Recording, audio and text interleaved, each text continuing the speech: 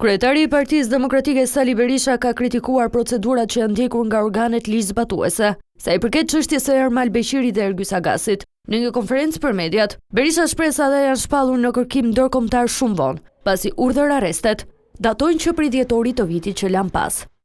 Me 24 prill ne denoncuam këtu se Agasi dhe Ermal Beqiri nuk janë në kërkim ndërkombëtar, ndërkohë që urdhër arresti për ta ishte i datës 25 dhjetor 2025. Pra, edhe 4 muaj më vonë këta nuk ishin. Në lidhje me Ermal Beqirin, Berisha ngriti pretendime për aktivitet dhe investimet të tij në disa vende europiane, duke përmendur Austrinë, Sloveninë dhe Francën.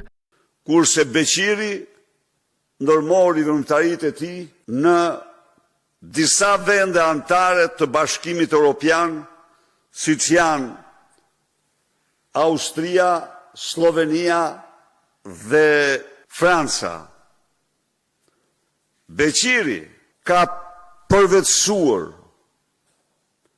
të paktën 200 milion euro nga akshi. Lideri i opozitës komentoi dhe protestën qytetare që tashmë vijon prej më shumë se 2 muaj, duke u shprehur se kjo revoltë qytetare është ajo që do të sjellë ndryshimin. Ata të ri, ata qytetarë që protestojnë çdo natë me orë të tëra,